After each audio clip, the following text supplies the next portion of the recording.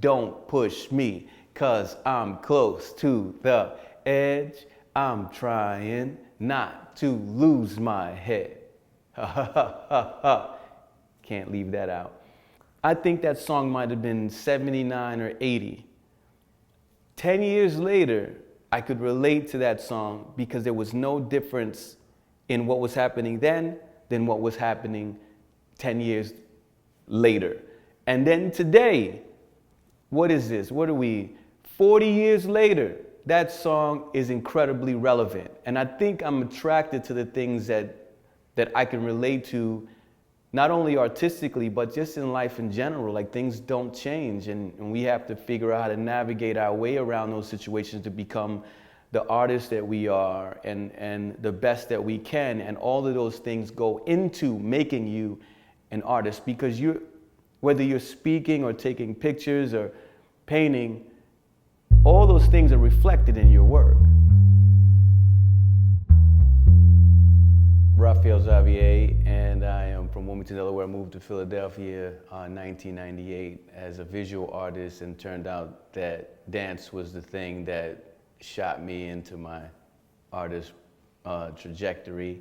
My love for art started when I was a kid and not really knowing that art was going to be something that I loved. I remember just being interested in visual arts and cartoons and comic books, and I would just, grab a pencil or whatever was around and just try to draw what I saw in front of me. And my grandparents bought me a little how to draw book with fruit, so it gave you step-by-step images of what to do first, how to do it, shading and all of that stuff. And so I probably went through that book in 2 days. I didn't know what art was outside of visual arts, right? You think of visual arts, painting, photography, any drawing, anything with a pencil and colors. When I knew that I could look through a camera lens and take a picture of whatever I saw personally, and it would be different than what the next person saw, that's the thing that I was attracted to. How can I be different than the next person, or what makes mine different? Not necessarily better, but what makes my visual or my eyes different than the next person? And so I just went down the rabbit hole, as they say, with that thing, and it just started unfolding, and all the layers started peeling back. So I saw dance as that, the same way I looked through the lens and saw an image. I saw dance that way. I saw drawing that way. I saw biking that way. I saw music and vocal play with the same eye and the same lens. I saw everything. And that was when I realized, I guess, this love for visual art transferred into everything else that I was doing as an artist. When I saw New York City Breakers on Soul Train in 1983 or something, I'd never seen anything like that before. The world had barely seen anything like that. And so I went to junior high school. It was my 7th grade year, first year in junior high school. And when I get there, all the kids were already doing it. By the time I got out of junior high school, you were suspended from school if you were caught breaking. Expelled from school if you were caught breaking, because someone got hurt in California in the mall and the parents sued the mall, and so it became a liability, and no one wanted to be responsible for a kid getting hurt breakdancing, so you were expelled.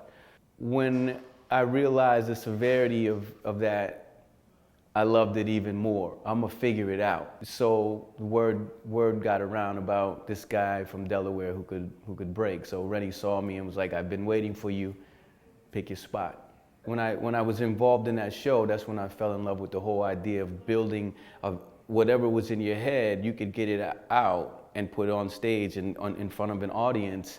And I love to do those things. It was just an expansion of looking through that camera lens and having that same approach with everything. It was just a big empty canvas that I could do whatever I wanted to do on. And so that's when I just got deeper into the dance for theater on stage. I was making these works and there was a lot of energy going into creating the work. And it hurt a little bit because I had spent so many years, and almost 40 years, dancing and having these ideas and experiences that I would pull together to create these things to give people an opportunity to see a bigger picture, and no one really paid attention to it. So when COVID happened, I had been working on a show for 2 years, and it was a moment for me to reflect on the time I spent in the beginning up to that point, how much energy went into that and gone unrecognized or unappreciated. I just didn't want to do it no more. So I called my agent and I was like, I don't want to sign again. I'm gonna let it go. Maybe next year or something, or 2 years from now, I'll figure out what I'm gonna do. And